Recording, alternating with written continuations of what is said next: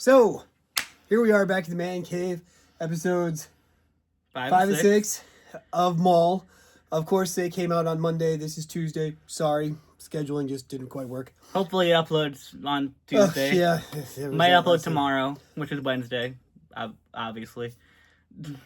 Maul is Star Wars at its best.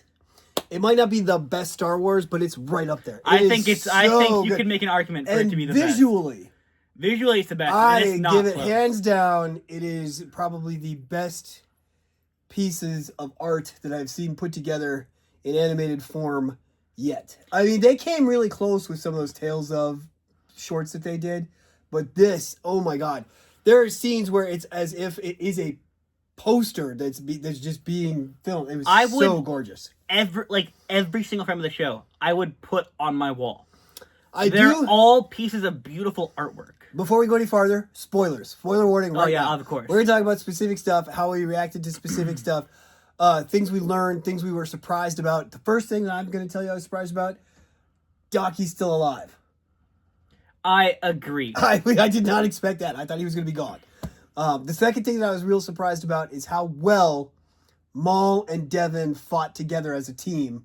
Because it was almost seamless. It was so good. Which I think is good because what will set up for if she's actually going to be Darth Talon or replacing not Darth necessarily Darth Talon exactly, but like someone in that that kind of person. Speaking of that lightsaber fight, well, okay, let's backtrack. Before we get to the lightsaber fight, the Empire takes over the planet, okay? Which was quick, efficient, deadly. You can tell that this is something that's been practiced. So we can see in this series that when the Empire started to grow and expand and solidify its power, you could definitely see how the very thought of non-conformity was squished out right away. I mean, this is Big Brother to the max, and it was amazing to watch. They land, and then there's just troopers everywhere. It was because it's all that one day. Yeah, well, and we see that we have troopers the outskirts watching the edges. We have troopers asking from the center out and from the out in. It was really cool. Going around, stopping, asking for IDs from everybody, stopping everyone. Getting rid of the formal power base because the Dawson's boss disappears like right away. Taking you to interrogation. Never see her again. She's gone. Lawson kept in interrogation for quite a while, all day, and nobody was sure if he was ever coming out. And then, I don't know if they came out just to see how much rope that they could give him before he hung himself, because instantly they're back on his tail. Then all of a sudden he's a fugitive from the Empire. Deadly force is authorized. Well, his son is on the run. What's going on is I think. Merrick was reading his mind. Like, we're using the Force, like, see his thoughts or whatever. Merrick, this episode, for those of you who didn't catch that, Merrick is the name of the Inquisitor. Who is also the first brother. Yes. Which is not the Grand Inquisitor. They are type of people, which I think we said before. We thought the Grand Inquisitor was the first one. Right. They are different. He is not numbered. Or he's 0. Well, we don't know what the name of the Grand Inquisitor is, do we? I guess. And we haven't seen Merrick under his helmet, number. So what if Merrick becomes the Grand Inquisitor? No. Okay. Because we saw the Grand Inquisitor blow up in Rebels, and we see Merrick die in Ahsoka. But like you said, it's Merrick that could already have been dead. She's in my closet. Fine. But another big surprising thing that I gotta just mention: the end of the episode, the very last thing, Merrick is going and says, "Hey, my lord." And it turns on and we're like, "Okay, who do we think he's talking to?" And we're like, "Oh, maybe it's Vader. Maybe it's going to be the Grand Inquisitor." I actually think it was the Emperor. Now, here's the thing. I haven't watched any videos that are out there online with all this people putting out spoilers, their thoughts or whatever. So this is all just us talking. We're like the breakdown right for after the we just seen it. I haven't seen any of that stuff. But I really do think that there's a chance that was the Emperor he was talking to. Because when he says, it's worse than we thought, Maul is alive, he's here with 2 Jedi. Because as far as he knows, they're all working together. Because he just finished a fight with a younger Jedi Padawan and Maul together. And after fighting Docky and Devin before. So backing up a little bit from there, the scene on the roof where they take over the transport, amazing. And even though these are vehicles that we've seen before, like we saw the AT-AT, the ATST, we saw the gunship from the Clone Wars. And I think what's so cool is using of both. Like we're Right. seeing We're seeing the transfer of- Empire's stuff with the ATSTs and stuff, Right. but it's not the ATSTs that we have in the future. It's the ATSTs of like the training stuff from like early Rebels, where it's Right. like that beginning of the ATST. start, yeah, and while also using the gunships from the Clone Clone Wars. But the Star Destroyer looks like it's Empire Star Destroyer, not the Jedi cruisers. Yes, So and we have that blend had of everything. This brought up that conversation of, are these stormtroopers? Are these clone troopers?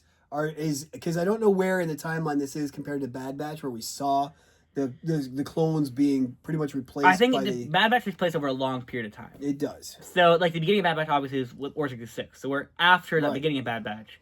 But I don't think we're after, like, the end of Bad Batch. Or anything. So Clone Wars went directly into Bad Batch. Bad Batch stretched, Bad Batch and I think time. Maul is in there somewhere during this. Because we see in Bad Batch, we saw the thing with the Imperial IDs, where they had the chain codes and all that other stuff that was. And everyone presumably already has one now at Janix. That's what they're asking for. Right. And we see with Crosshair, he's being like used promoted, but also demoted at the same time. Right. He's not to be like, you're now in charge, but that's because you're training these people. You're not doing anything yourself or whatever. Right. So it's like promoting. It's a demotion promoting somebody as to a a promotion. desk job because they can't be a detective anymore. Yeah. So it's like, you're being demoted, but we're going to call it a promotion because we don't want to be mean to you. The two episodes we saw tonight, which one was your favorite? Probably 6. Yeah, I got to say, he's sitting here in our what the hell moments, and this was what shocked me. And this was surprising. Although everything's coming from 6 was very weakly titled. Night of the Hunted. Night of the Hunting or whatever. Night of the Hunted, which I understand, like it's just very on they were point. being hunted. I understand that, but it's very just like on point. Where it's like I'm very glad. I want to say too, I'm very glad that Disney decided to put these out 2 at a time, because if I was watching just 5 tonight, I'd have been very, very disappointed. I would have been very happy. If I was watching just 6, I'd be overwhelmed. I would have wanted to watch 5 right before. Because 5 so well sets up 6, and it's a complete little vignette right there with 5 and 6. So more so, 1 and 2 were good, 4 and 5 were good, 5 and 6 were a perfect pairing. You can't. I don't see watching one without the other. I think they could have almost made like a miniseries. Yes, where they could have made 5 1-hour episodes instead of 10 half-hour episodes. Which in a way is what they're releasing it's the same thing. But I feel like that's what it was almost made for, and then they were like, but it's also animated Star Wars, so it's more for kids anyway, so we can have it. I don't think anybody thought this was more for kids. It's not for kids. I'm saying kids can watch it. Some of that might have been an executive level decision. Because Brush the dust after we're done, because you shake everything. That's just how TV is done. Yeah. Not necessarily because this show. But that's not. I just think that because that's not how like Marvel is done with their TV shows, where they get hour episodes. But then they get 8-hour episodes. Right. Well, and Marvel is under the Disney umbrella, but I don't know. Or like how live action Star Wars takes place, where it's also 8 1-hour episodes each. Yeah. Whereas this is now going to be 10 half-hour animated episodes or 25-minute episodes. Or 5 1. Yeah. So they feel more like on like a TV show being put on TV. I don't want to wait for this. Put it out on physical media. Okay? We finished the thing, and on May the 4th, we're like, oh, hey, we played the last episodes, and as a special benefit, this Friday, we're putting it out on DVD. I want to own this. You know, my Star Wars collection is not complete because you can't get everything. I want to go frame by frame of everything. Even when they put Mandalorian out on DVD, it wasn't there for very long. It's very hard to find. I want this stuff to be available. And if it's very hard to find, like, scenes, I don't even care. I'm not saying you got to put it at Walmart or Target. But at least sell it on Disney's website. You know, I'll buy it. We all will. Take our money. We'll give it to you freely. We love this stuff, and we want any price point. Of this. I don't know about that. Within reason, but like, $10, $20. We still don't. Clone Wars Season 7. We still don't own. We don't own any of the live action Star Wars stuff either. But I mean, I know that's there. Like Mandalorian came out and then disappeared. I'd love to own Andor. It was so good. Never watched. I gotta watch it. If they don't ever put the Acolyte on DVD, I don't care. But the stuff that's in the Star Wars that connects to everything, yeah, that'd be great. Well, because they have it on streaming. I don't know if that Resistance cartoon ever made it even to no DVD. No one cared about that. But it helped to. I mean, it's still tying together parts of the story. There's some stuff. But if it's on streaming, then they can get more money for their streaming services. I see. It's like their parks. The moneymakers are not the stuff that goes into theaters. Disney, please put it out on physical media. Rethink your physical media stuff, especially in regards to Star Wars. We are true fans and we want to own this stuff. And we will buy. I mean, even if you just sell it at the parks, if we go the next time we go to the park, I'll buy that too. It's like sweet. I don't have to make a droid. That would be actually genius if they only sold them at the parks. Right. Well, then people would be marking it all up on eBay, and the secondhand market would be insane. And they'd encourage piracy. True. And that'd be bad. But like I said, sell it at like the outlet stores, right? As well, or like if they put it on the Disney website and we had to buy it from them, it'd be more expensive than buying it at Walmart. Or but Target, you'd still have that secondhandness of it, where people would buy multiple copies. But regardless, this Maul show is so intense. It's so good. It's very, very good. I want to get a Maul shirt. I want some of those images to be on clothing, or pillows or blanket. Maul is phenomenal. It is the Shadow Lord. It's really bringing the underworld into the forefront, and I'm enjoying it a lot. I love the it was like this few scenes in the Lawson house. Yes. And when it's like just Riley was there and he was talking to his mom, which that was a cool part, but we can talk about that in a minute. I definitely want to talk about that. Behind him, whenever it shows like him, you see like out the window, and it was like the sky, like a skyline, but like there wasn't it was like all like blurry painting. Yeah. And it looked like it was like someone was just like would paint at like a canvas or something. Well, and I like the idea to be like a background, which is really cool. They were higher up in the and it was almost like it was like blurry. It was very cool. And it seems like even on this planet before the Emperor is there, like the status was like which level you were living and in. It looks hand painted and it's beautiful. But speaking of his mother, whose name I still don't think we've heard. I don't believe so. I mean, we can check subtitles again, but I don't think she was ever I want to know what she does. I hope they tell us. I would like to know her job. I mean, she went off to work for the Empire, which put a rift between her and her husband. The kid stayed with the husband. But that's all we know.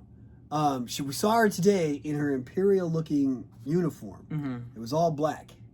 Or maybe like a bit of gray. But it's hard to tell because of the hologram. At first, we thought she might be in law enforcement, like her husband was law enforcement, but I had thought ISB originally. Right. But she wasn't wearing white, which is what all the ISB agents wear. So then we started thinking maybe she's a scientist, but scientists also normally wear white and gray. I think they also wear white. Off the top of my head, the only person I can think of like that wears black for military. Imperial is like military, but like the Death Star technicians. Right, well, and TIE fighter pilots.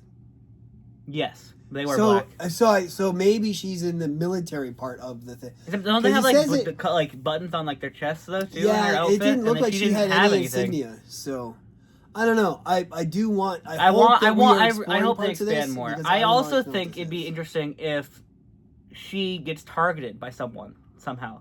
Because now the Inquisitors know that Lawson's connected. I think we might not even see her again until second season. There's 4 episodes left, right? Yeah.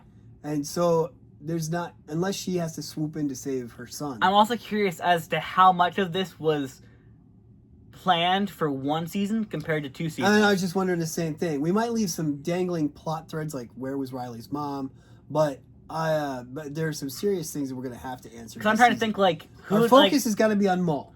Yeah. Now we have the Jedi and Lawson are off on their own, and they were being chased, but we don't know what's happening. The blue chick that they went to see, I forget her name, the underworld contact one. We don't know what happened with her.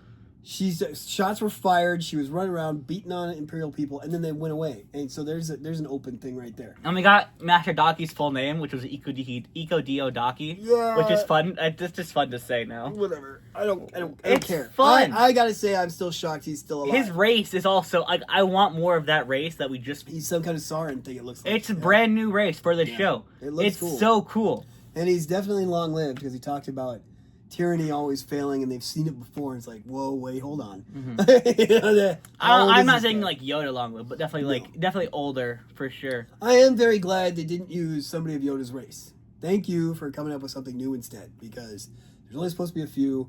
We've got Grogu running around. He's about to get his own movie. I don't need to see another one that we didn't know about. But Master Rocket feels very like I might have said this before, but he reminds me like a lot of like Qui-Gon. Yeah, a seasoned. I think I might have said this before. Kind of grizzled, sort of seen everything, done that, been there. Yeah. He briefly talks about their history on how they survived what could only be the purge of the Jedi. I love that wording. That was so good.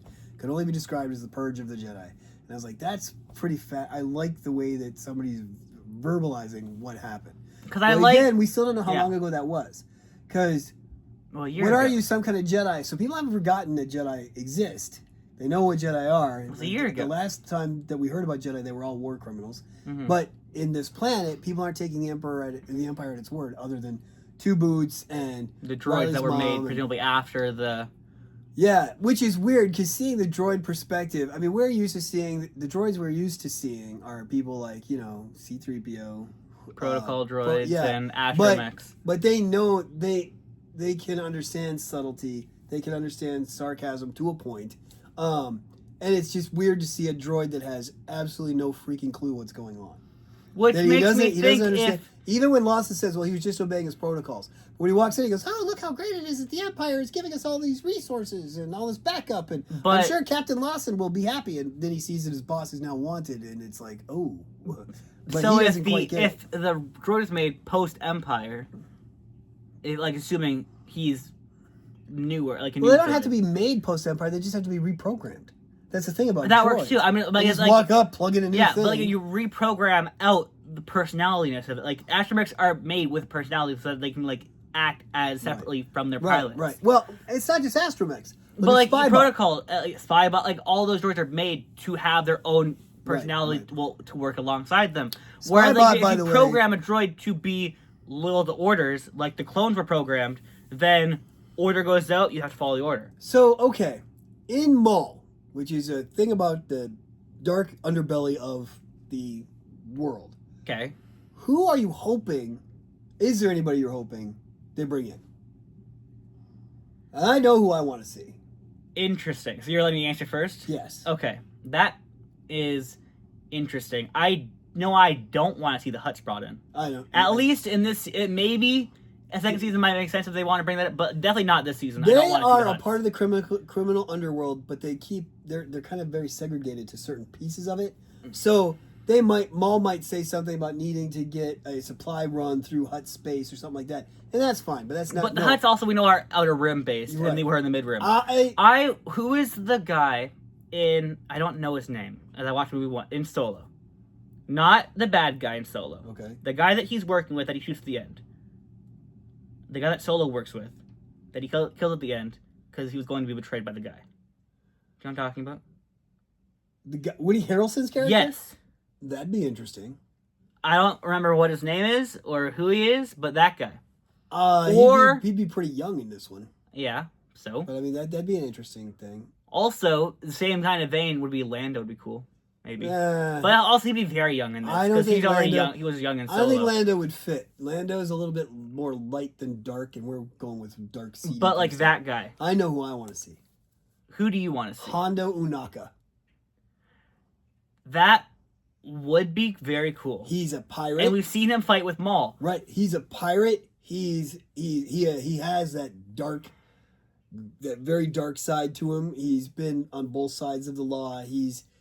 Well, I've never seen him really in the light side of law, but I mean, we've seen this guy during the Clone Wars. He was capturing freaking Dooku, so he knows and fighting people. So do you want to see him as an ally or as a villain? I want to see him in Maul's power structure somehow. As against Maul or working within Maul's syndicate? Working in his syndicate. I don't think that's going to happen. I don't see Hondo working under somebody ever. I don't see Maul working under Hondo. Hondo is a survivalist. Hondo will do that if he has to. Right, and that's. But then he'll betray him immediately. No, not immediately. Not when he's making money. He also already fought against Maul before. Who's the green dude from?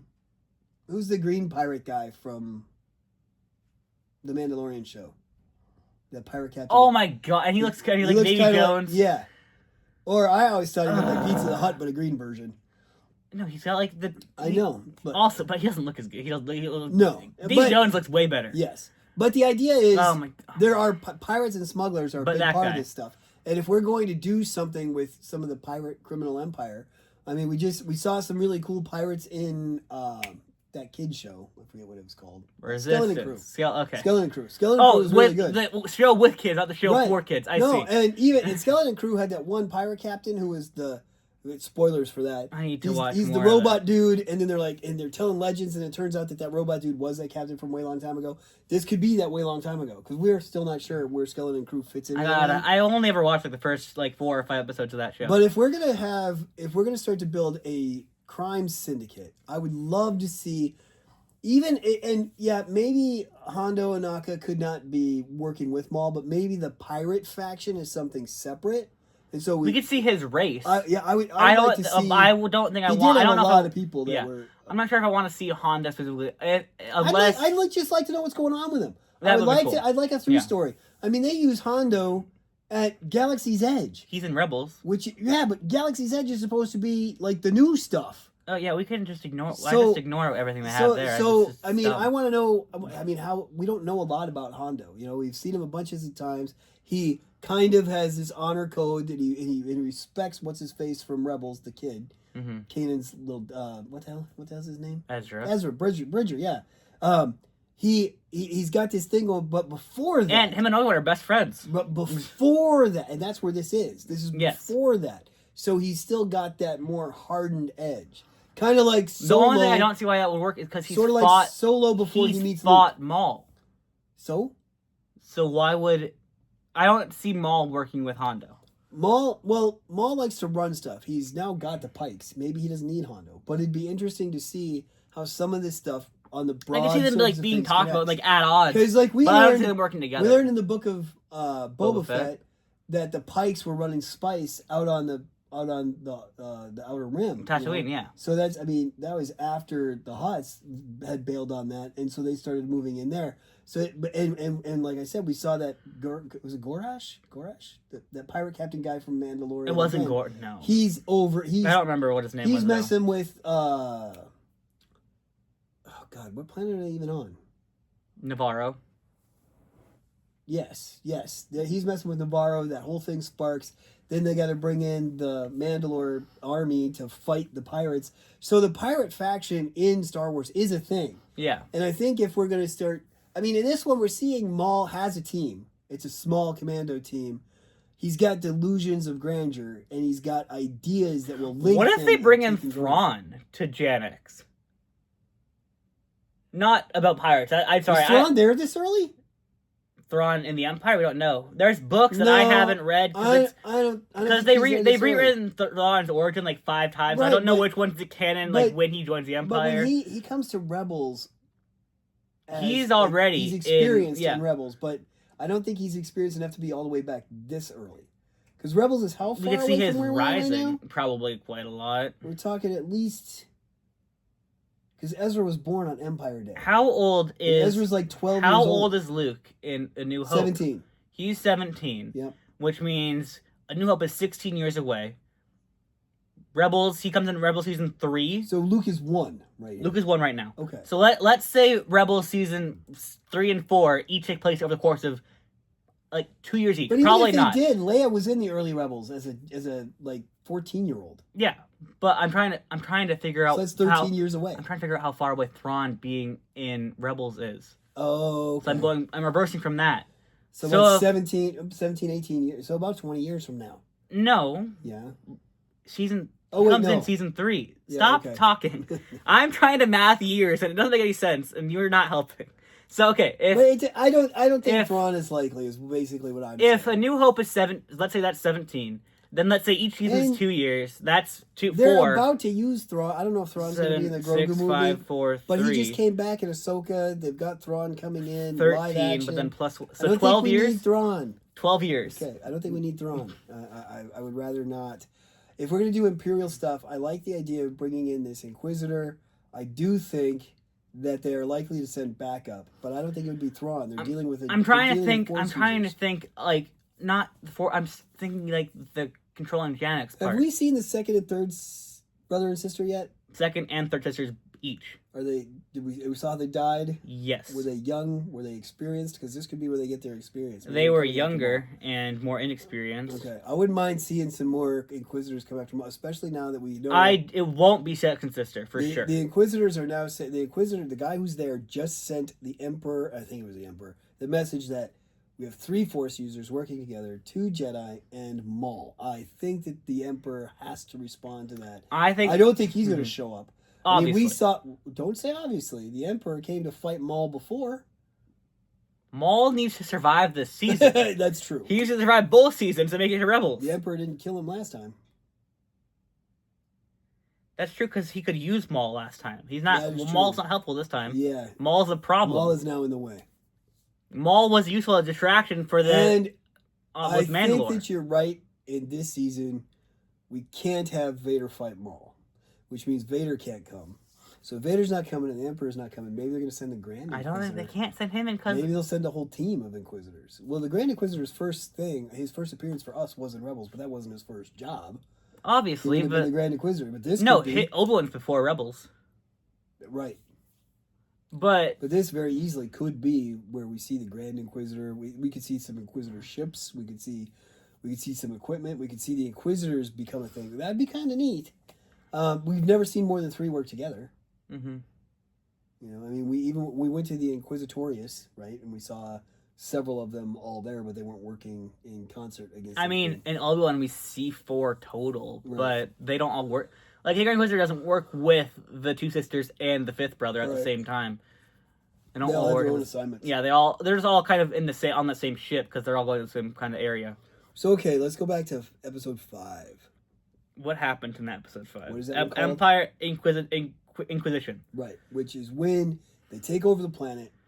They interrogate the chief. Is gone. The chief's gone, and the captain. This is how they reveal the Inquisitor in this episode. What did you think of that? I thought that was first appearance. So of him, he comes cool. up. The guy's sitting down. Comes up. We see comes hands. up behind. Yeah. We see hands we first, see hands then the on mask, his shoulder, and he says, "Tell me everything." Yeah, and then it cuts away. That was one of the coolest awesome. intros. Yeah, I really because we know there was nobody behind him before. Right.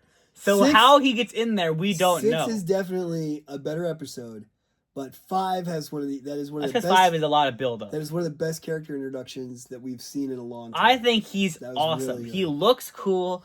I know nothing about him at all. Nobody even knows what he looks like. His helmet does remind me a lot of the Jedi helmet or the Sith helmet that we saw in Acolyte. I didn't watch it. So these, I think it might have even been. The Emperor's teacher, whatever the heck his name is. Plagueis? They hinted that it might be Plagueis that was sitting on the planet. And I'm that telling you, just sounds so bad. It just sounds bad. It was a lot of interesting ideas that were done badly. It wasn't good. But the helmet thing, that looked kind of similar. And it reminded, for me... They talk about those helmets being made out of a metal that can kind of block Force stuff, and I wonder if that... or enhance Force stuff for the person wearing it, or kind of, I don't know. So it's like the Juggernaut's helmet where it blocks. Yeah, it's kind of weird. But it'd be interesting if they're trying to pull back a little bit on that and say, oh, the Sith used to use this stuff, and so now Vader's got access to it through the Empire. But the hunt for me reminded me of the 12th Inquisitor in Rebels on Malachor, the guy who flies away and then falls because the thing wasn't working. But his mask looks very similar, and so that's what I thought it was at first. And I'm like, "There's no way they're not gonna bring the 12th guy to come deal with Maul." Let's talk about the character design beyond just the mask. What else did you think? I thought it was awesome. He looks very thin. think the animation, is helping a lot. I think it's doing a lot of heavy lifting because like his mask, like the edges are clean and beautiful and sharp looking. They look awesome. I'm not a big fan of a shoulder cape. I like shoulder capes. I think normal capes are cooler and better, but I think shoulder capes also worked on this guy. Cool. It did. It worked on this guy.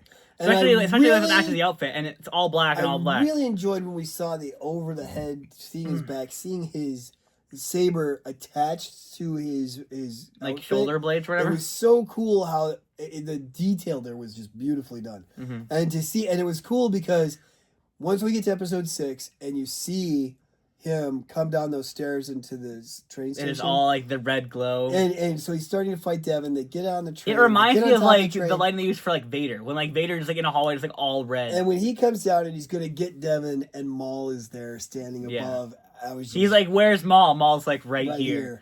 And when when Devin is like, "Oh shit, this isn't my fight," and the Inquisitor turns on his double-bladed lightsaber as if he's supposed to impress Maul, and Maul's standing there with his saber, and you just slowly see the other end open up like, and what's this is cool, an old trick, son, I've been here. Because what happens is, and so we can talk about if you like the Inquisitor lightsabers or not. Yeah. But when he turns it on, he then starts spinning it. Like he has the button to spin it. Yeah. To like intimidate. And so the Maul turns on his and just hand spins it because just as fast as the Inquisitor's having his thing go. Yeah. So Maul's like, this is not a show off contest. I'm gonna win. I honestly think that the Inquisitor's blades were designed to be intimidating. To give them the ability that Maul had, because they don't know it. And they can't and nobody can teach it to them. Well, if you took that fighting style of who does that now? I don't think anybody. Because I'm sure there's still you've mentioned before Jedi that the Jedi fightings. The Jedi. How many Jedi have ever used a double-bladed? Pong Krell used 2. 2 double? Yes. Okay. 4 arms and 2 double-bladed lightsabers. Right, but not most Jedi have 4 arms. And all of the Jedi temple guards all have double-bladed lightsabers. They did. And most of them too. And we know that the Grand Inquisitor, Grand Inquisitor was a temple guard. But so, okay, how do you feel about just the Inquisitor, like just as a whole? Every time we see them, the Inquisitor lightsabers, the spinning helicopter blades. How do you feel? I don't like that they're helicopters, and I'm glad he didn't do that today.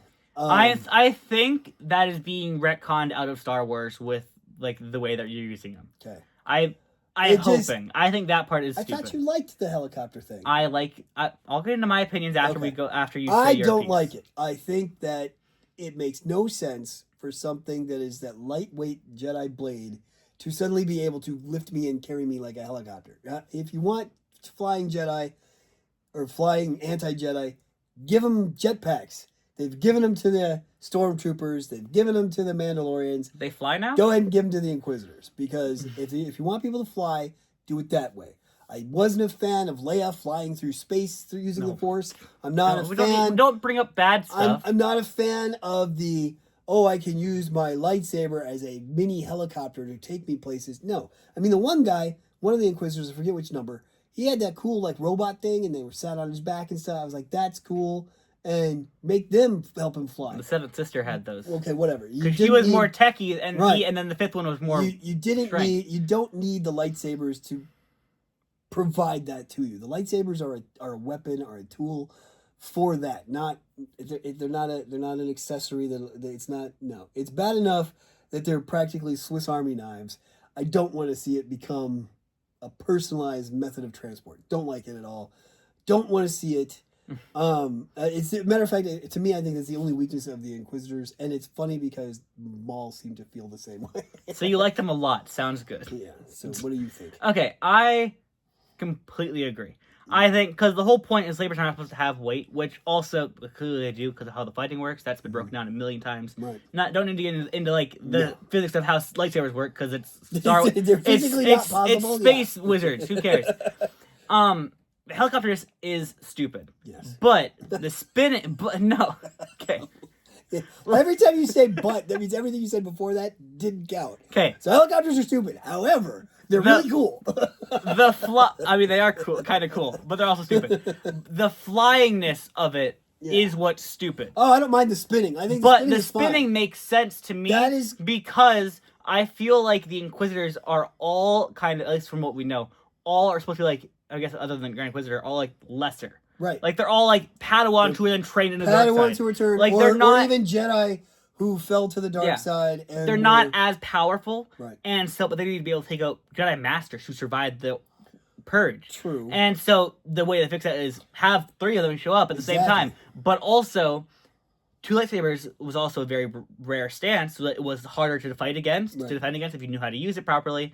But they don't know how to use it properly. So instead of having know how to use it, instead it's just, here's me spinning at you, how are you going to stop it? The technology. Because you can't. Right. You can't stop that very easily, which is why that's supposed to work to then make them easier to kill masters, even though they aren't as good. The idea of Maul originally, right? The Emperor wanted somebody to strike the fear in the hearts of his enemies. Maul looks fearful. He looks awesome. Maul's swords were amazing. You put those together, he had the ability to spin. Like you said, a lot of Jedi wouldn't be able to respond to that. He was used to fighting two at once. That's what that was originally designed for, because he's got a master and an apprentice that he's fighting. And the Emperor trained him to do that. Yeah. The Emperor wanted him to be able to do that. Now the Emperor is utilizing these Jedi as tools that he's turned into Inquisitors, and he's given them technology to shorten the training. And Maul proved to be a pretty big threat. So he doesn't want or trust to train people up in these types of arts. Plus, the Sith is a rule of two.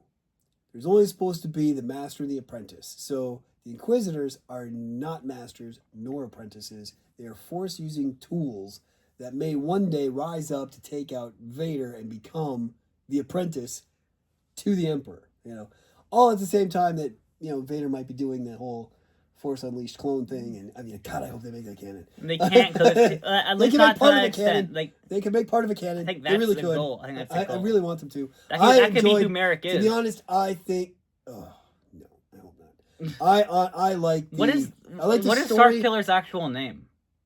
It was his name. Well, he didn't have an. He was born. My name is Starkiller. No. What was his birth name? We don't know, because I don't remember if they talk about it. I have the book too, but his father was killed on the Wookiee planet when he was very, very young, and Vader took him as a youth and raised him, and as he raised him, he was Starkiller. That's his identity. That's who he was, and that's who he was raised. So I don't even know if they ever used his real name, or if they. I don't remember. Isn't it Galen Merrick? Who's Galen Merrick? Where's that name come from? Galen is the dude who. Where did that name just come from? Was their last name? No, it was Ursa. It was Galen Ursa was the one that built the Death Star. What is Galen Merrick? Is that a thing that I just made up out of nowhere? The two names that sounded kind of good together. You're like, oh, this could be cool. I don't know. I'd say look it up. But I swear that's a thing. Am I crazy? It's not a name I recognize. But I haven't played through all the Jedi stuff that you did either. Is he in the No, Jedi that's Survivor Cal Kestis. Then the Davangera. No, what? Oh, speaking of, where's your phone? Well, charging. Okay. While we're on the subject of Star Wars Extended Universe, I had a question for you. I watched a fan-made film the other day. Okay. Called Epilogue, right? It's supposed to happen after Return of the Jedi, and it shows Cal Kestis talking to Ahsoka, and Cal's married to Marin. Yeah. Okay. And they have a daughter, right? Not biologically. Okay. But they bring her to At least Luke. not as of now. They bring her to Luke, and for Luke to train her. Yeah, Kata, which is Boda Kuna's daughter. That's the whole thing we can get into later. What I'm worried is you said they're going to start making the Jedi games more canon, and they're bringing Cal Kestis into live action and everything like that. I think that's what. But what I'm afraid of, if they take this idea that the fans made and make this all into canon stuff, if they force all of these Jedi Force users into Luke's camp thing, and then have Ben kill everybody, then they'll retcon it. They won't do it both. Okay. Because that could be how they eliminate all the Jedi Force users. They're like, oh, okay. See, the problem with everybody's running around. Games, the problem with this is what they had with. But you said they're bringing. You said they're making more and more of them canon. That's what they want. They want, yeah. So they. But that's the problem that they had with the Force Unleashed games is that he's too overpowered. Right. Like he pulls down a Star Destroyer. Yeah, it was awesome. I love that game.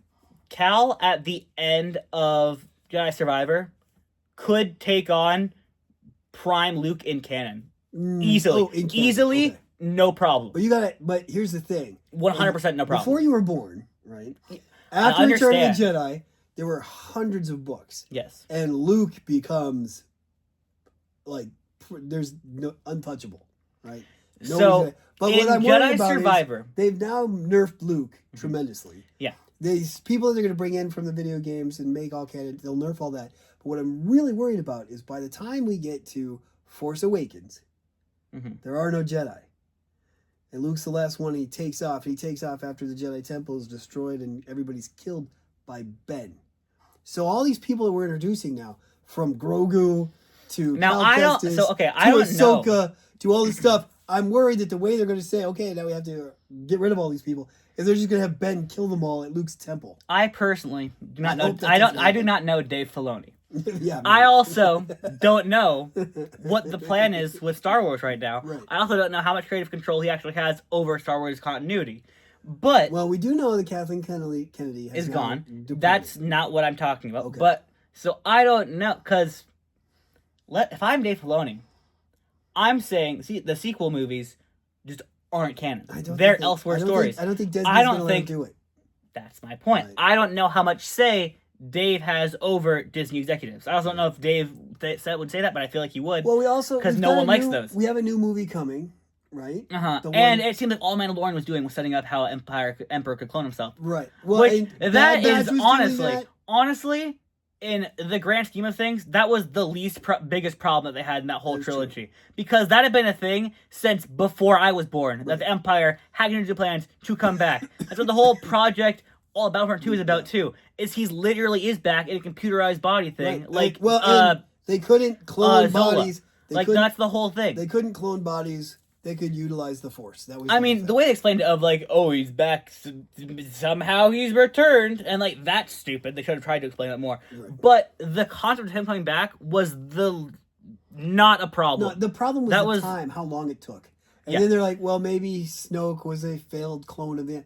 Who cares? I mean, it doesn't matter. What matters is that's where Star Wars is right now, and unless they say, and I'm not seeing them say we're going to erase this. I mean, there's talk of Daisy Ridley getting another trilogy. No one's gonna watch it. No one's not gonna make any money. Ray was not a great character. No one's gonna watch it. Finn was the cooler character of that whole set of characters. But I think post that trilogy, the only one that would be good is Poe. But look at what they're doing. I don't think Oshkosh is coming back. I don't think he's coming back for that. Look, who they got? What's his name? The new guy who's doing the Star Wars movie. It's Ryan Gosling. Ryan Gosling's coming in. Well, he's not gonna be a Force user. No, he's gonna be a pilot. Yeah, he's taking the Poe Dameron spot. So if they were going to use Poe Dameron, this would be the movie to do it. They're not going to build a trilogy around people who aren't even Force sensitive. Oh, you think this is a one and done? Do I think Disney would make Star Wars stuff without a Force user? No. Really? Yes.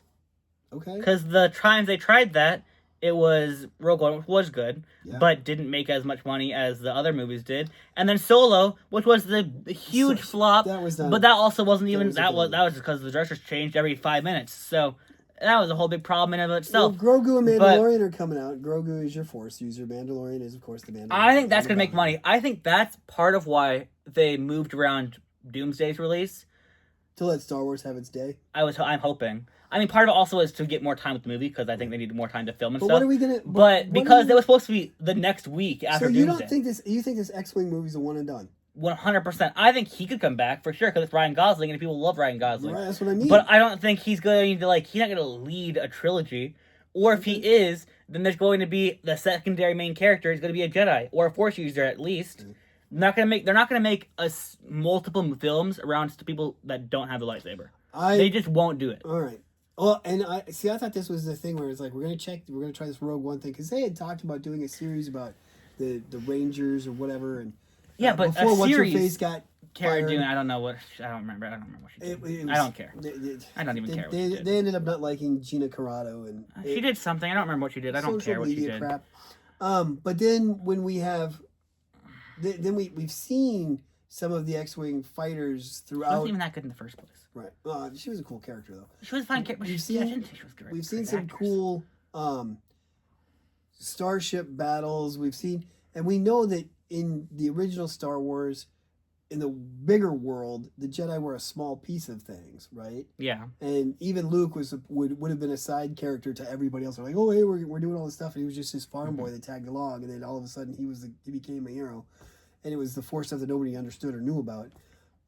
We don't know what's going on with Ryan. We don't know the character. I mean, I don't know what character he's playing or anything, but I thought that this could be something where they're like, we're going to explore the bigger part of the Star Wars universe. Maybe it's what they're trying to do. I don't see. Again, it will depend on how much creative control is given to the creatives, not to Disney. But I don't think Disney executives are going to be like Star Wars without a lightsaber. I don't think that's going to work. Okay. But again, it all depends on how much control is given to the creatives versus the producers. So let me ask you this. This Maul series that we're seeing, it's going really, really good. It's already been greenlit for a second season. Before the first one even came out, which is amazing. So let me ask you this. What do you think the odds are that we see Maul in live action again?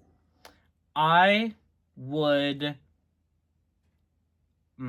You're the one who just said Disney without lightsabers, Yeah. they can't, or Star Wars without lightsabers isn't going to exist. They're putting out the Grogu movie. The Grogu movie isn't being slated as it's going to be a... I mean, most people think this is going to be tying up all the TV shows and that's it, the end, it's over. So where we go from there, I don't know. Then we have this X-Wing movie that's coming out. No, Mandalorian Grogu's not doing that. They're doing this Mandalorian Season 4 is now Mandalorian Grogu. So the Ahsoka stuff is being its own movie later. I thought this was a movie that was I don't think I thought the big bad guy in the Grogu movie was going to be Thrawn and I think that's a different movie coming out separately. I thought maybe I don't know anymore. Because all the timelines still happening at the same time. I thought there was gonna be two movies. I don't know. Mandalorian Grogu's like season 4, and Mandalorian season 4 was going to be a movie instead. Well, yeah, but I mean we've seen Mandalorian and tie into other stuff already. But the big resolution Ahsoka was a big part of the series from the beginning. Who's directing Mandalorian Grogu? I don't know. I thought Favreau was going to direct the big thing. Maybe. I guess I don't know anymore. Well, and the thing is, if this is all happening in the same time frame, Thrawn just came back. Yeah. And I mean, I don't see a movie where he's not doing something, because, I mean, they're setting up the Mandalorians to be a threat again. You know? And so there's a lot going on. And I thought this was tied up everything. Okay. But then you have the X-Wing movie, but now we have back to the Maul question. I don't think they're going to give Ahsoka a movie. God, no. I don't they're not think gonna make they're not gonna make a female-led movie after the trilogy failed. They're not gonna give Ezra his own movie as a side character coming out of Ahsoka. He's not. I'm sorry, but the live action Ezra Bridger was not as Rebels cool. wasn't big enough. Right, and the live action Ahsoka stuff wasn't as cool as the Rebels cartoon stuff was. The live action Ahsoka was just bad. So can we foresee a Maul live action either series or movie? Because I think that is a very hard question because there's a lot of things to consider. Once again, I think my answer is coming down to how much control the creatives have. So if we assume the creatives have total control, like most control, then I think very possibly. Visually, this is already a cinematic thing that we're watching. Yes. But here's where my things are. The last time we saw Maul in live action was Solo. Which did horribly. Right. But we not because of Maul, obviously. Right, we only saw him as a holograph at the end. It was hinted but that could be what's being pointed at as well for like reason why this is not going to work.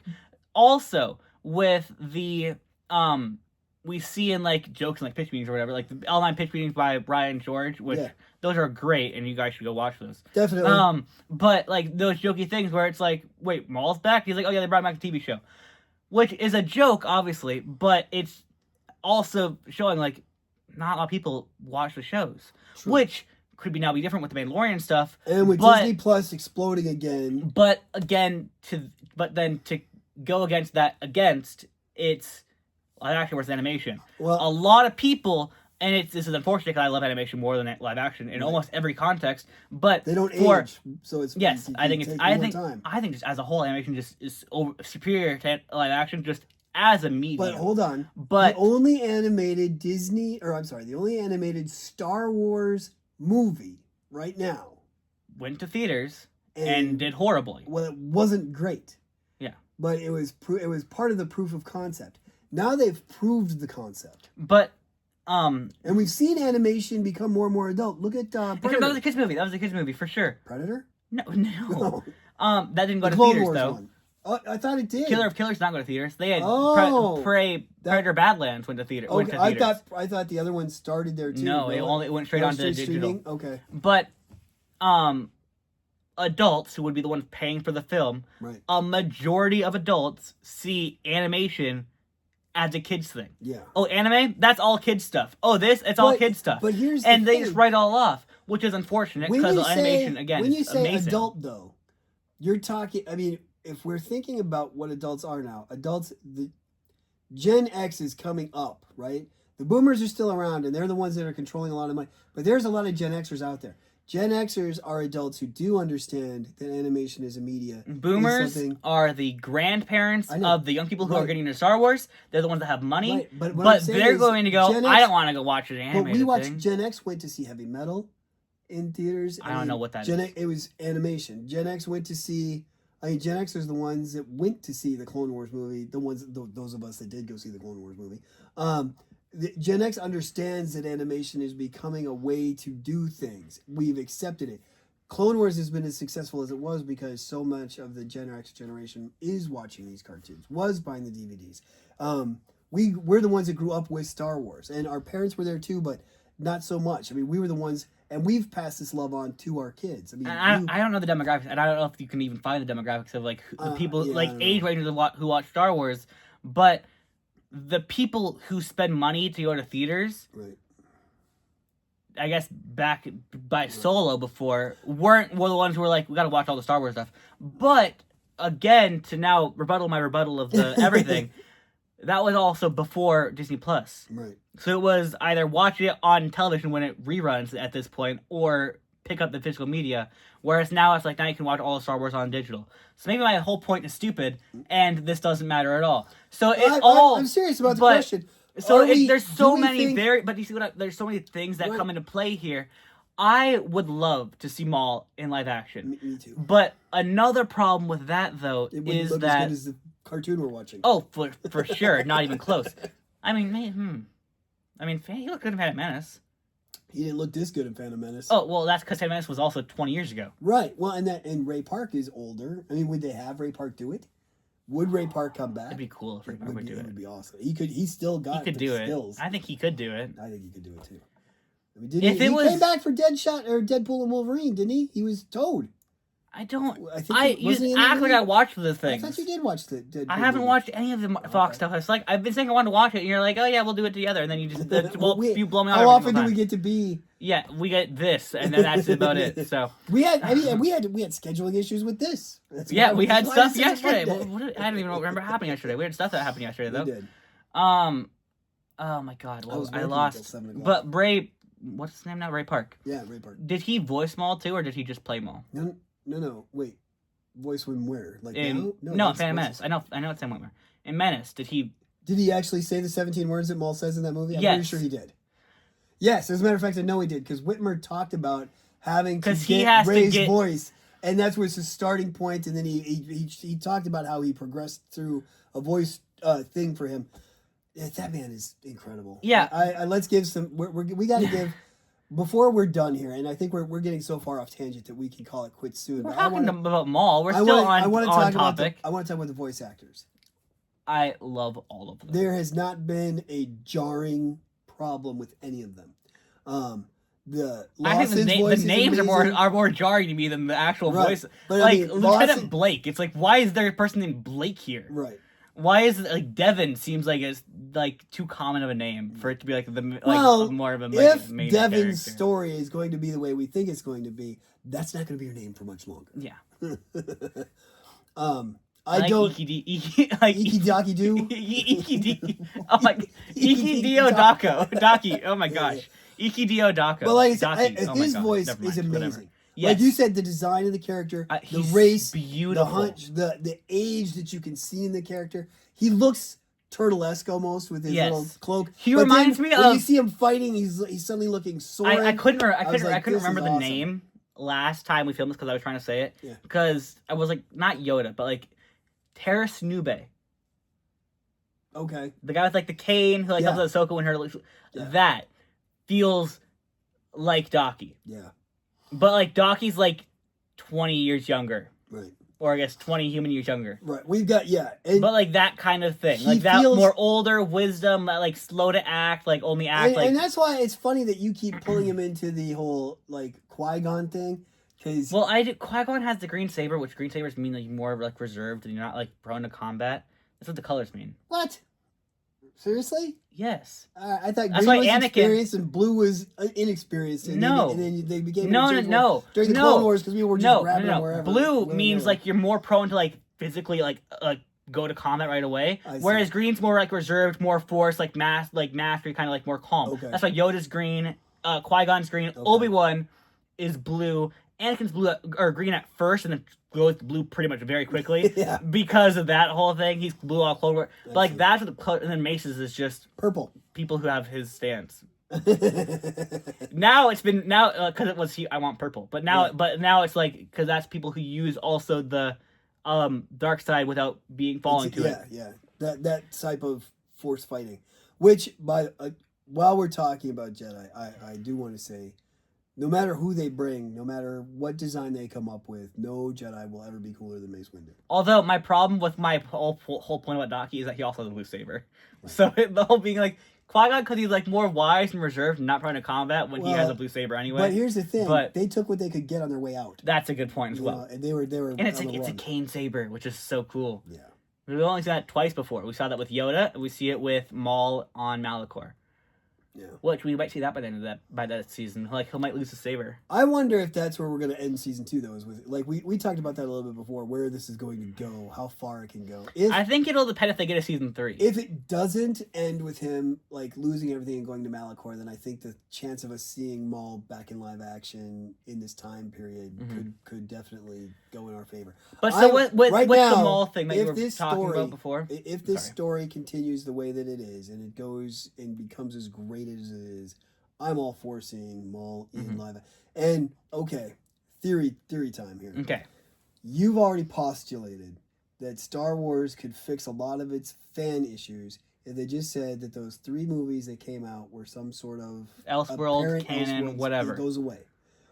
And if it does, and we know that some of the notes that Lucas gave them when he sold Star Wars to Disney involved Darth Maul being the big bad, Darth Talon coming up with him, they could pivot and do a force break, maybe using the Well of Worlds or the Between World, whatever it is, World Between Worlds, to somehow change time so that Rey exists somewhere far, far away in a galaxy that we don't ever have to go to again, and Maul and his timeline become reality, and then we get Star Wars 7 Part 2. You know what I mean? 7B, 8B, 9B. Problem.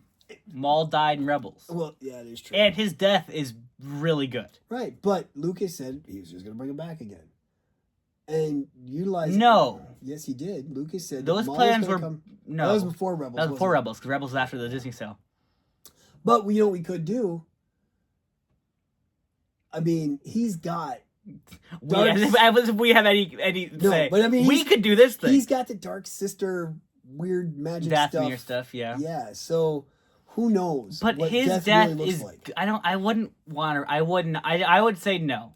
I don't want to retcon that. That's a real unless you're retconning Rebels as a whole, which I might be okay with, because Maul's the best part of that. I thought Maul dying the way he did, I mean, it was really That's really good. I don't want to retcon that death. But okay, what if Maul's apprentice is still running around, though, and that works? Yes, that's fine. There we go.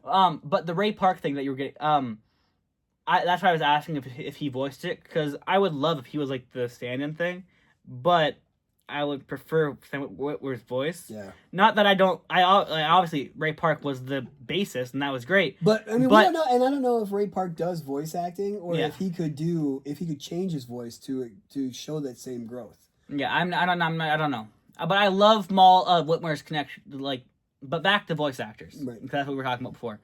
Whitmer's great. The Daki actor's great. I love Lawson's voice a lot. Yeah. I thought Lawson's kid's voice is good too. It fits. They sound. It feels very like they're related, and also very childlike. It sounds like he could be his kid. And I think I looked up the cast, and I don't remember the name of the people, right. But Riley was the only one without a picture. Just when I click on the person, it also didn't come with anybody. So I'm guessing this is a child actor, younger actor. Yeah. Just based on the fact that there's no picture of them, and I can't find them when I Google their name. So I think that this might be their first thing acting, so they might be a younger child actor or something, which fits the character, and it does. And you can tell the voice too. And I think or they're really good at Devin's their voice is perfect. I think the all the character voices speaks, and that voice fits that character very. Merrick's voice is awesome. Yeah. The deep growl, it's beautiful. Yeah. I wonder if they're like voice changing it at all, or if I don't that's just know. like he's just actually just making that like being. It's cool like because that. he sounds like he's been through some stuff. Yeah. And he's an Inquisitor, so he's been through some stuff. Yeah. It's very cool. I got it. And Two Boots, the voice actor does very good because he's emotionless and clueless. Yeah, Two Boots is very cool. At the same time. I'm also very observant when it comes to. I think it's hilarious that you didn't realize that he was wearing boots. I mean that's. But yeah, I mean, well, they don't make a point of showing everyone's feet that much. I don't think we've seen Lawson wear shoes yet, because every single time we see him, it's like the waist up because of how the shots are filmed. They were climbing up out of the window. Yes, it shows that when it has like the more wide shot. Okay. But majority of the time, it's like above the waist shots of everybody. Well, yeah. And so I didn't notice, oh yeah, Two Boots has boots on his feet. But they call him Two Boots. I thought that was a nickname. I don't know. We call... Again, this is what I brought up. We talked about this before. We call our cat's name is Bootsy. She doesn't wear boots around the house. True. She just looks like she does. Yeah. So you'd think you were looking, but it was cool. But I'm not being like this name. It's cool that this Imperial prick dude who comes out, Lieutenant Blake. Lieutenant Blake. It's like, why are you wearing those boots? They're not regulation. Get them off your feet. And it's like, oh, okay. That's when I notice them. Right. Which is weird. When they are pointed out by the person in charge. Now we're gonna call Two Boots with no boots. Hey, you call him no boots. All right, but yeah, that is overall impressions of the series. It started out amazingly awesome, and it's getting better and better. My Lawson's voice is so like deep and like gravelly. I love it a lot. Well, I honestly think my favorite voice in the whole thing though is Docky. I mean Maul, but I love Docky's voice. I can listen to that all day. I mean, he can. I could listen to Whitmer. And I was voice. surprised. I could listen to. Yeah. I'm very surprised that Docky's still alive. But I'm not angered by it. I like Docky a lot. Well, and I don't know now that we know that this is a season that is already a show that's already being renewed. I wonder, are they going to end on a cliffhanger, or are they going to end with the story being complete and then we'll get a new story next season? I mean, because if we end with a cliffhanger, the last episode could be where Docky dies. Do you think they wrote 2 seasons, or do you think they wrote 1 season and then? Which I'll tell you can do more. Oh, to be honest, I hope they wrote 2. I hope that when they sat down and wrote this mean, do you think they wrote the story as I want 2 seasons of storytelling, or do you think they wrote 1 full season and then were like, you can now do more, and then they were like, okay, wait another story idea? I don't know. Because if it was, hey, we wrote a full season and then we can do more with Maul, that's great. But if they wrote the full season, then he's going to die before. Yeah. If they were like, we had this great big fake story of 2 seasons, then Docky might 3 or 4, however long 4 seasons might be a 4 little. Might be pushing. Might be pushing it a little bit. I wouldn't complain, but Clone wasn't good till like season 3. Oh, there was some good stuff in the early ones. There was some good. It wasn't consistently good until like season 3. When they started just telling stories chronologically, when they were jumping all over the place. Like Rookies was a good episode, but like episode 5. But like it wasn't consistently good until like Camino, the war on Camino. They had to find their stride as a cartoon because originally Clone Wars was a comic book, which could jump around. And then it was a 2D animated micro series that was like also 12 jumped around episodes. a bit. That was good too, But as far as Star Wars stuff goes, this is in the top 5 of Star Wars for me. I think it is on top 5. Are we saying all Star Wars content as a whole? Yes, okay, wait. I am. I'm saying all Star Wars content as a whole. I'm not counting the games. I'm talking about... not counting... Sorry. Okay, not counting the game. Okay. All live-action movies, television shows, cartoons, all of that put together. Okay. That's what I'm talking about. So everything canon that's not a book or a video game. Correct. Okay. I mean, I would agree fully. I think I might go higher. I'm saying top 5 because there's... I don't think you can ever beat the... Empire Strikes Back is going to be number 1 for me forever, for always. It is the best Star Wars thing that's ever come What is your top 5 then? Empire Strikes Back is number 1. Okay. I don't see Maul outside of top 4 at the bare minimum for me. Number 1 is Empire. Number 2 is the original Star Wars before it was called New Hope. Oh, okay. Number 3 is probably Rogue One. I love that movie. Interesting. Okay. Number 4, I think, is where I would put... I want to put 2 together. Okay. Return of the Jedi and Revenge of the Sith. the two number 3s of the good series. Oh, so you think Maul is the best show? Yeah. Interesting. I do. I think it's the most consistently. Visually, it's the best show. Visually, it's easily the best. Story-wise, the original Mandalorian is so good. I mean, you watch that first episode, it feels like a Star Wars Western. It salvaged what Star Wars was. Are we saying one season can count as a ranking, though? Or that? I think we could. Okay. Because it pulled Star Wars out of the ashes of that abysmal, unconnected sequel trilogy. There were a couple where I got bored, though. You know? Well, yeah, there were there were episodes where it was like, what's the short guy's name that dies at the end? The Ugnut dude? Yeah. I don't remember his name. Like, Nick Nolte played him. I thought I thought his character was kind of boring. I have spoken, dude. Like, he was cool, but like he was like, oh, you're kind of annoying. By the end of that season... And then I didn't like the prisoner episode very much. I thought that was a filler episode. By the end of I loved Bill Burr, but I felt like that episode was filler. The one where he starts shooting the Jawas and they disintegrate, I was like, come on. There were certain things where you could tell that they were kind of stretching. Mm-hmm. But the series itself and the story was just so well done.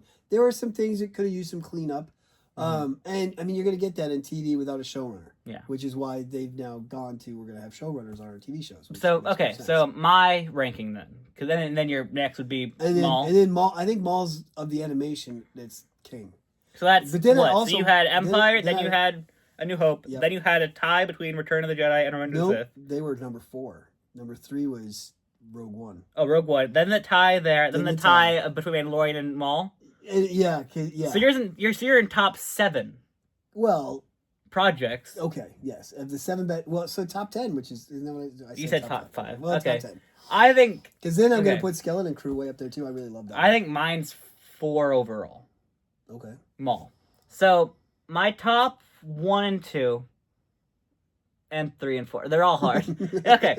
But the top, I don't know, not in a particular order. Empire Strikes Back. Yes. Any true Star Wars fan, I think, is going to agree with that.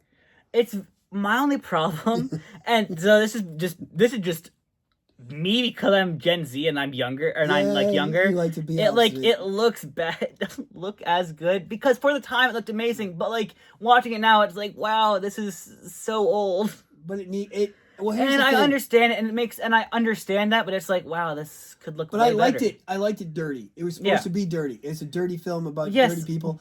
But the thing is, when he cleaned it up, and he made the extra special version. That's from because it was from the '90s back after. I didn't like it. I mean, Cloud if City you no longer looks like. If you went back, it looks like it's been pulled. If you went back and like actually reshot the whole film right now, it would be better.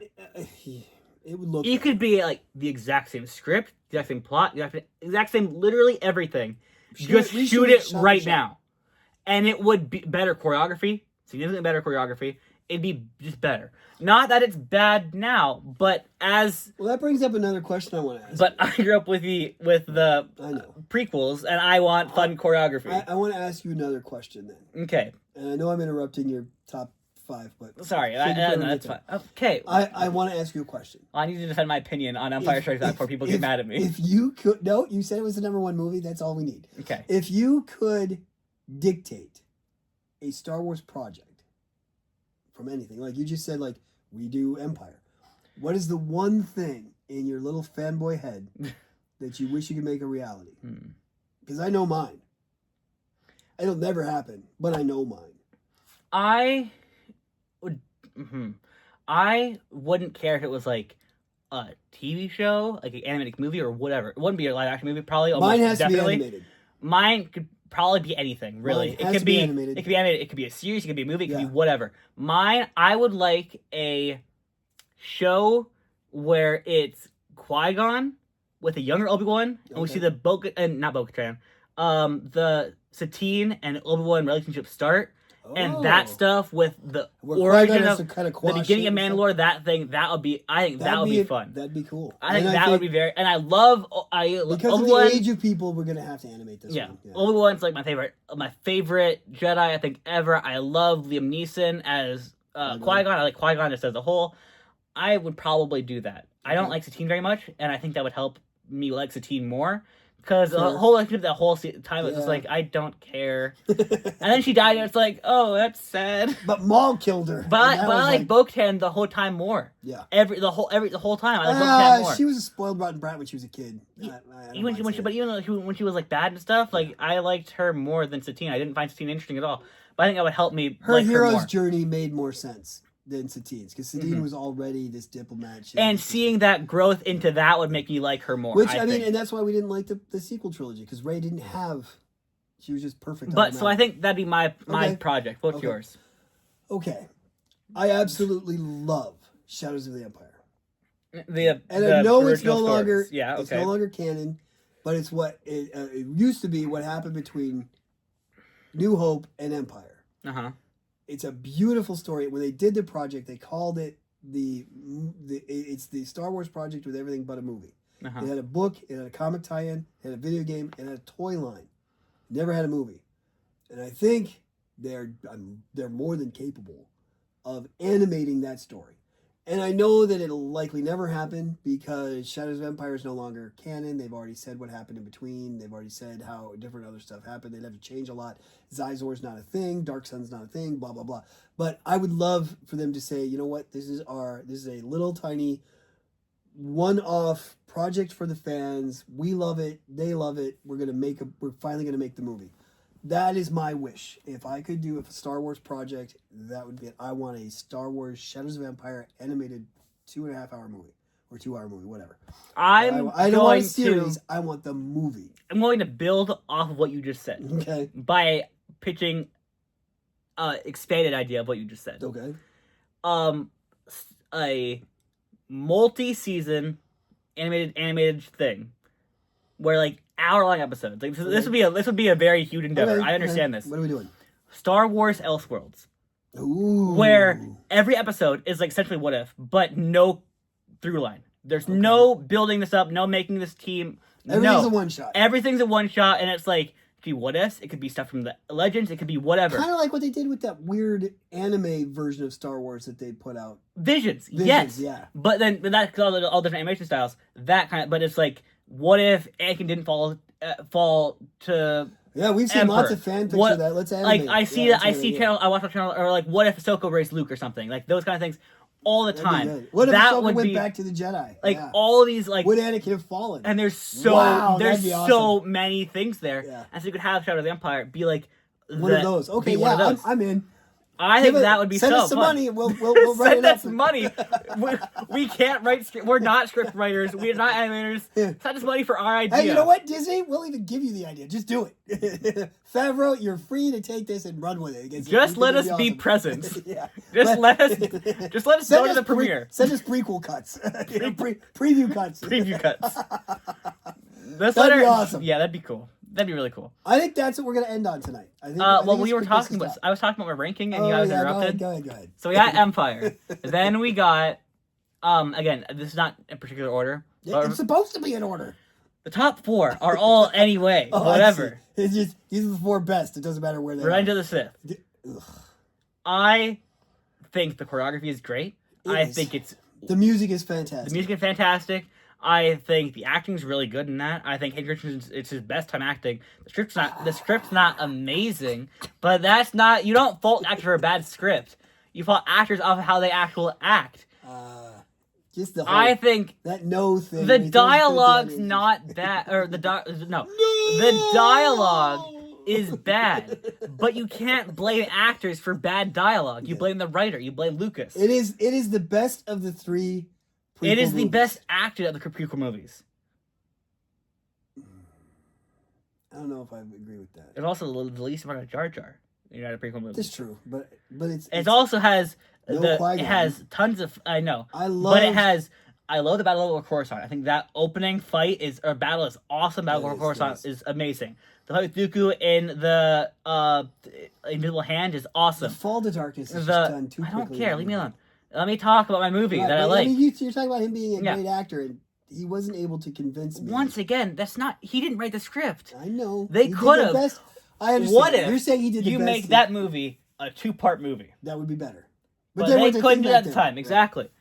But so like that's not their fault. Okay, and that's part of why I love Clone Wars so much. Yeah. Is it fixes a lot of that. But so you have that. Then you have the whole stuff with Josh Palpatine, which again, all of this could resolve if Mace trusted Anakin at all, because Anakin's like, we don't, Anakin, Anakin. If they had just said, if the council had just said, we don't trust Palpatine.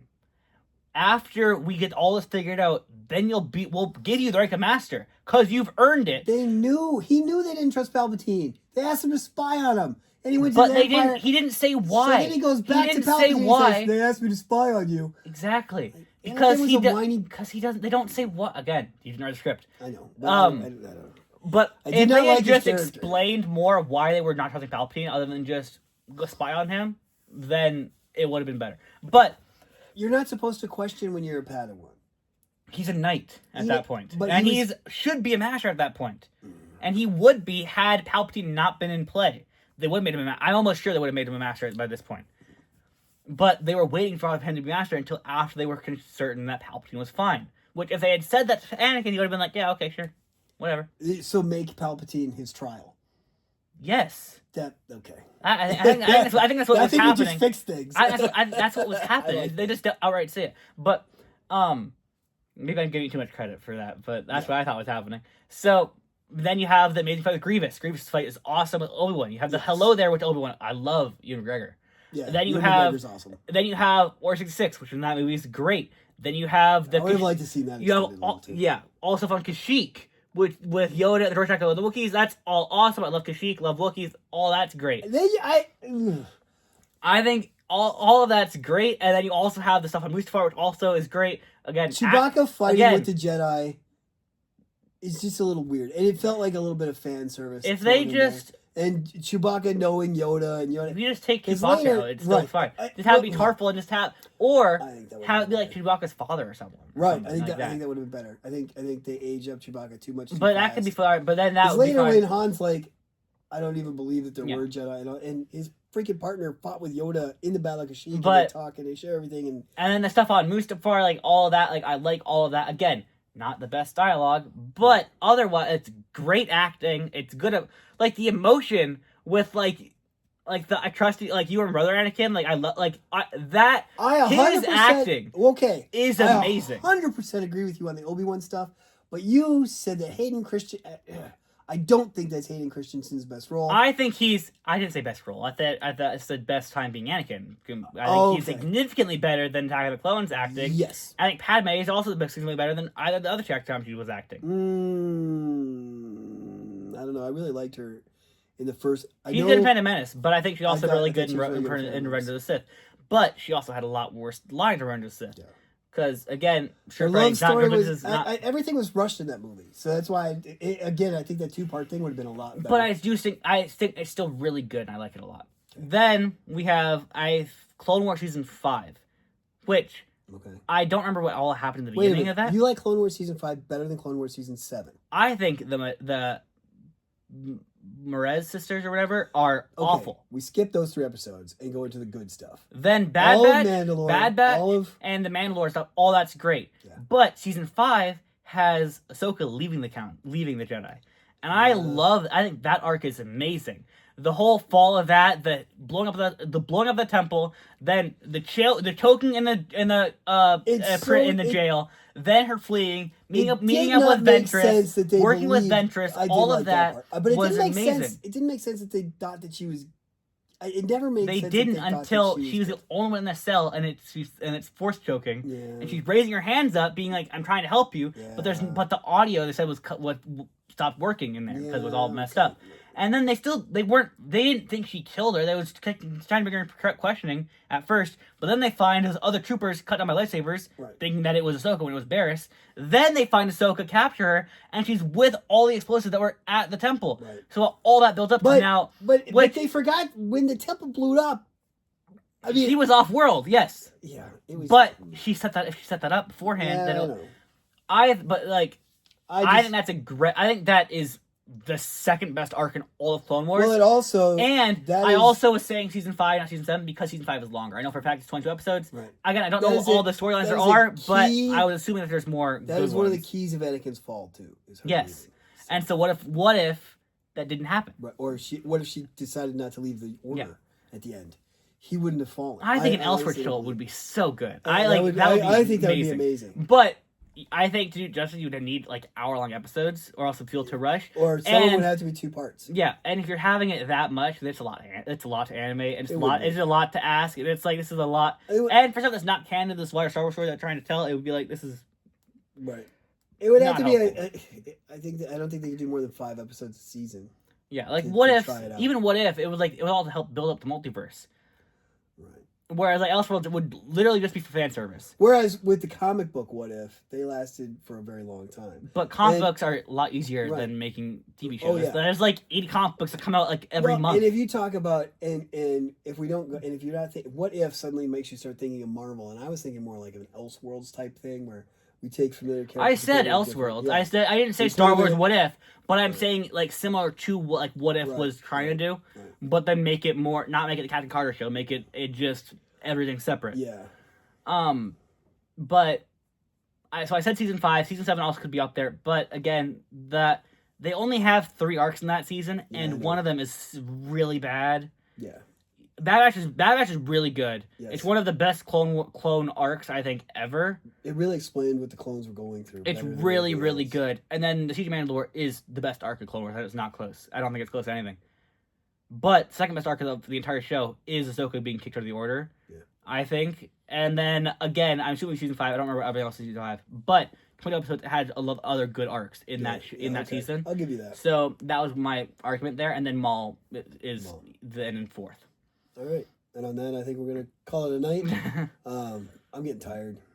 I'm good to go. We've had a long day, and this isn't supposed to be a Star Wars diatribe. It's supposed to be us talking about Maul, and we've gone all around and through and over and under. I think we've covered most of what 5 and 6 had to offer, and it helped us go off on some tangents, I don't think anything we didn't discuss. Like we discussed the takeover, all of that. Although one thing, I'm sorry to keep pushing this on, Rookcast. Which I brought this up before, but you kind of pushed it off. I think there's animosity there. I just wanted to put this out on the internet because I don't know if anyone else has noticed this, and I want to be able to the first one to say it. Almost every time that she talks to Maul, she is questioning what he's doing. It is like, you want to stay here and look for the girl? Like, you're going to go help the girl and her master? You're like, every single time it is, why are we doing this? What are you doing? This is stupid. Like, why? Stop, Maul. And so I feel like it's setting up Rook, maybe not betraying, but like going against what Maul says. Or like if Maul says like, or even if Maul's like, wait or something, and then she doesn't wait. Right now, she's his second in command. Mm-hmm. Right? Maybe she's a little. I could see her splitting off with the Mandalorians from his group. Okay. I think, and leaving. Or conversely, I could see her being the reason why he's still stuck on Malachor. Okay. Maybe his thing doesn't collapse. Maybe he gets left because he's the one that they don't see. Like, they see him as not being fit to run everything. Okay. So then they dump him there and leave. Or something like that. I feel like there's being built up where she is not, like, she's questioning everything he says to do. Okay. Which I feel like wouldn't be happening unless it's important. He's allowing that to happen as well. I think he learned that he doesn't want sycophants to do just what he says. He wants somebody to question. He wants somebody to keep him on edge. He wants somebody to keep him focused on what he's doing, so that if he has to justify to his second lieutenant there why he's doing things, and he has to be sure about why he's doing things. It's kind of like when we argue. If you're going to argue about something, you better know what you're talking about because you have to defend it. And so I think that's what it felt more like, because his style is changing because he's adapted and he's gotten older. So that's what I thought that was. But and that makes sense. Because he was also taught in the idea of there's a master and an apprentice. There can only be 2. Mm-hmm. And right now, if he's number 1 and she's number 2 and he's looking at getting a different number 2, maybe she's sensing some of that. Yeah. But, because I think if they do this Darth Talon thing, I think if we get a dark apprentice for Maul, she'll be the one that decides he's holding her back and she needs to go, and that's why he gets on that. That's my call. Is I think she's gonna gonna become this evil, gray whatever middle thing. I see what you're saying of like the whole he just needs someone to question, and I get that, but then to be questioning like other decisions too. and it wouldn't be as often. Okay. It is literally every single time he brings up anything to do with Devin or staying on the planet. She questioned stuff about the Pikes originally. She questioned keeping that little blue dude alive. She questioned. I mean, there was a lot going on. Yes, but then like every time Bevan gets brought up, it's like, why are we staying with this girl? Why are we staying with this girl? Why are we staying with this girl? They had a plan. And then they had a plan, and she was on board with that plan. I have to kill Demas and Vario, and now that has changed. He is shifting goals, and she's not comfortable with that. Which kind of makes sense with the militaristic background that she's a Mandalorian. She comes from, this is what we're doing, and this is how it's going to go, and it's very, we have orders, and we have plans, and we're sticking to it, and now he's saying, oh, we're going to improvise here. Yeah. She's not comfortable with that. And I'm not certain on, like, it's not like she's going to be, next episode, she's going to betray him, and she's going to shoot him in the face, or whatever. But I feel like there's, like, that's being, like, teased or set up for, like, in the future, this could be more of a problem that we're setting up. Right. The tension in the air. It could build. Yeah. I think I'm very interested to see where this is going to go. I'm very excited to see where this is going to go, especially after tonight's ending where he's talking to who it has to be the Emperor. I don't see it. I can't foresee it being anybody else. He does say "my lord," so he's almost certainly either Vader or the Emperor. The only way I could see it not being the Emperor is because that means he's going above the Grand Inquisitor and above Vader to talk to the Emperor. We don't know if he's a Grand Inquisitor yet.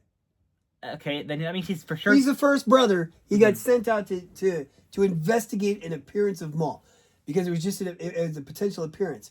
Vader right now, he is in this stage of where things are. He's still focused on the hunt for Kenobi. Right? That's what he was doing. That's what he's been focusing on, yeah. Because later we hear his master say something along the lines of, you can only have one master, and it's either me or it's this revenge for Kenobi. So you have to give this up and come back to me. And that hasn't happened yet, right? Timeline wise, I don't think. So that's what Vader's focused on. So it could also be Vader's could be off right now, going to get his lightsaber and doing his trial stuff with that and bleeding his crystal. Because we're so early. So or maybe Vader's not got the whole control of the suit down yet. Yeah. I mean, this isn't too far from when he was like, no! God, I hate that scene. Again, but So this is the first brother, somebody that he's early on. He's being sent out to find, they were already looking for Maul, so this might have been this guy's job for quite a while now. And he just automatically, as soon as the protocol went out, we found Maul, that's the guy that goes. But now he's saying it's worse than we thought. There's 2 Jedi here involved too.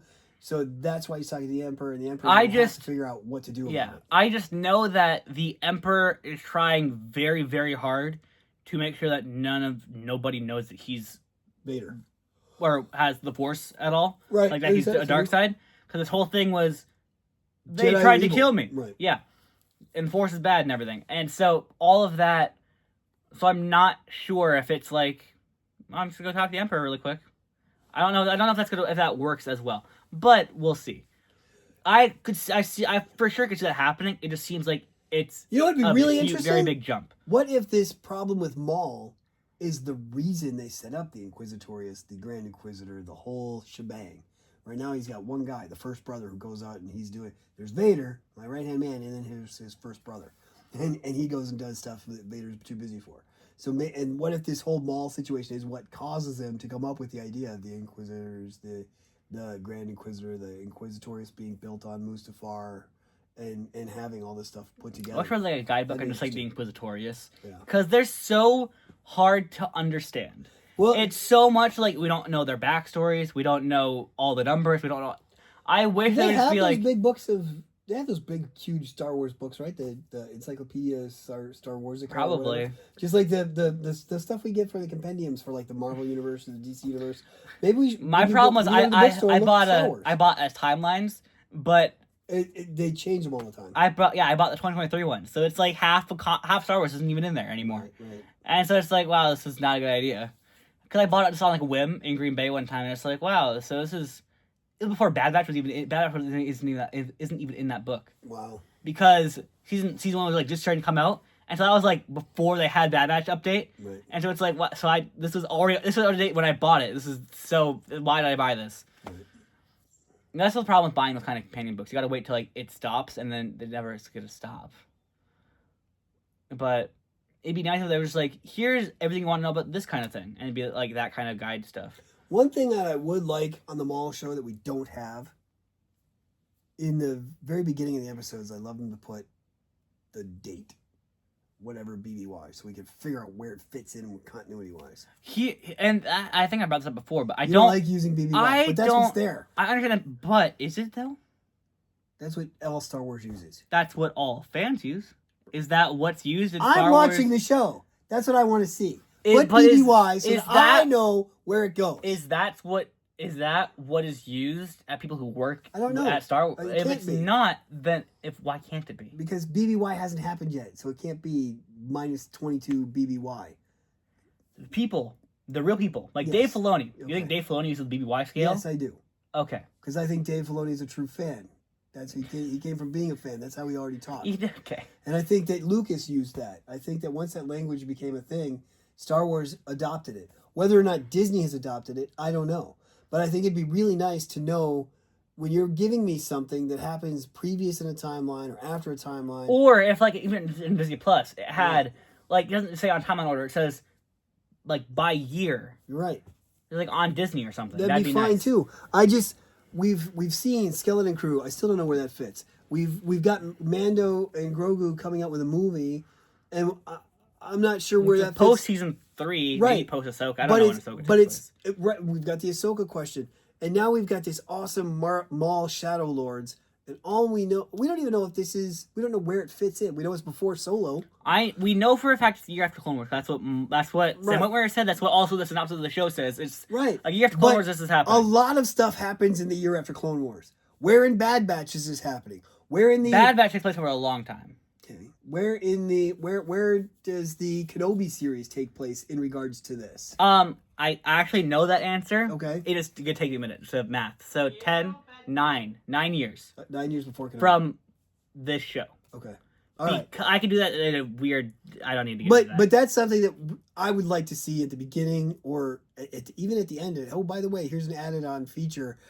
We've told you where this goes, so you can watch your things in order, because I like to watch stuff in order. So it just gets confusing. Or if, like, I don't know if there's an official Star Wars website. I don't know if there is one. I assume there probably is one. We've gone well over what we said we were going to go over. If there is an official website for Star Wars, if it was like timeline and it's had that like on a web, I don't know if there is maybe it is. There might be. It's probably somewhere on the Disney site. That'd be cool. Yeah.